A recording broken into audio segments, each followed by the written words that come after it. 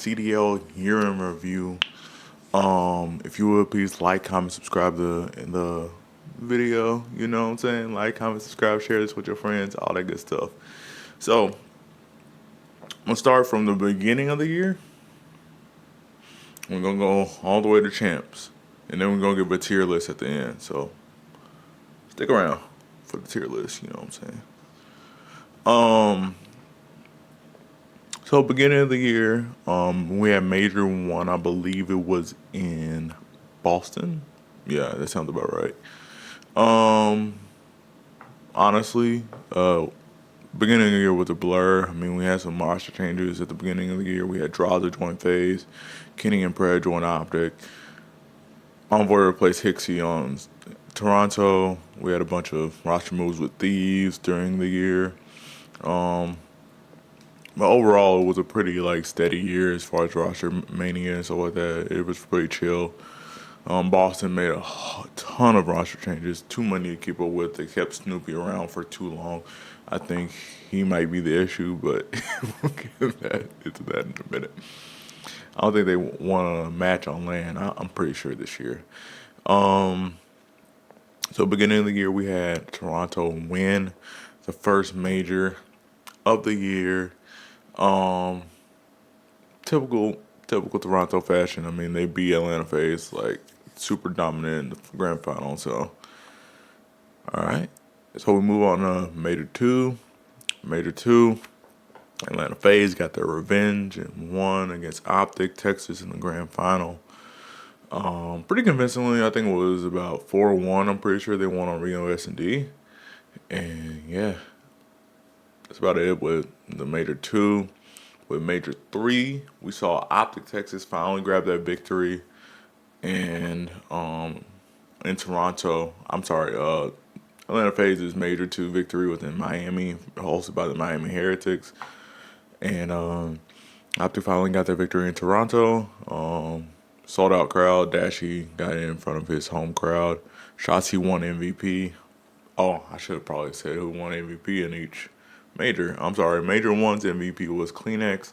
Major Two's MVP was Simp. And Major Three's MVP was Shotzi.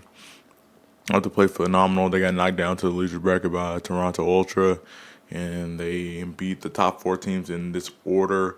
New York, first they beat Miami. And then they beat New York Subliners. And then they beat Atlanta FaZe. And then they beat Toronto 4-0 in the grand final. So, pretty dominant fashion leading up to the championship victory.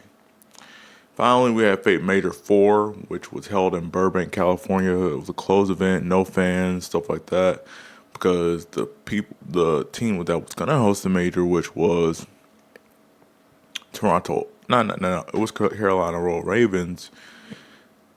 They opted not to, so it was a closed event. New York Subliners ended up winning it against Atlanta FaZe. 4-2 in the grand final. So we could call Atlanta FaZe, I guess, Silver Surfers. I don't know. What do we call Atlanta FaZe this year? Pretty good during the regular season. Bombed out at champs. All right, we get to champs. I talked about my experience last week. We get to champs and Optic pretty much washed everybody. I mean, they had a couple game fives, but for the most part, they washed everybody. In fact, let me pull up the bracket real quick. Let me pull up the bracket. All right, so the bracket, I'm actually show y'all this real quick. The bracket went as follows. So in the first winners round one, we have Atlanta FaZe beating the Miami Heretics 3-1. In the next match, we have New York Subliners beating Seattle Surge 3-2. Los Angeles Leaves with a shocking upset against Toronto Ultra after they fixed their roster, got everything in line. They placed top 6, I believe, at Major 4, and then they came into this event and shocked the world. 3-1. And Optic Texas beating the Gorillas 3-0. We'll get into the losers bracket after we finish the winners bracket. Subliners beating Atlanta FaZe 3-2. Optic reverse sweeping the Los Angeles Thieves 3-2. And then the winners finals, Optic beating New York Subliners 3-2. In elimination round 1, we had the Miami Herrics beating Seattle Surge 3-2. 3-0 sweep by the Toronto Ultras against the Los Angeles Guerrillas. They're bombing out top 8. Elimination round 2, the Los Angeles Thieves beating Miami Heretics, placing top 4. Toronto Ultra beating Atlanta FaZe in elimination round 2, 3-0, pretty convincingly, and Scrappy going pretty ballistic afterwards. Elimination round 3, the Toronto Ultra beating the Los Angeles Thieves 3-2, pretty close match. I mean, they had some pretty gnarly matches with the Thieves, so they kept it close. So they could have honestly won this series. So yeah, pretty cool stuff. And then we have the New York Subliners beating Toronto Ultra 3-2 in the grand final, in the elimination finals. I'm sorry. And in the grand finals, Optic dominating the New York Subliners 5-1, and Shotzi winning the MVP once again for this year. So Optic doubled up this year. Everybody else that was in the top 4 won one major this year. Now, since that CDL year in review was brief and short, we'll get right into the tier list. And I already made it before this, so I didn't have to drag them up. So, alright.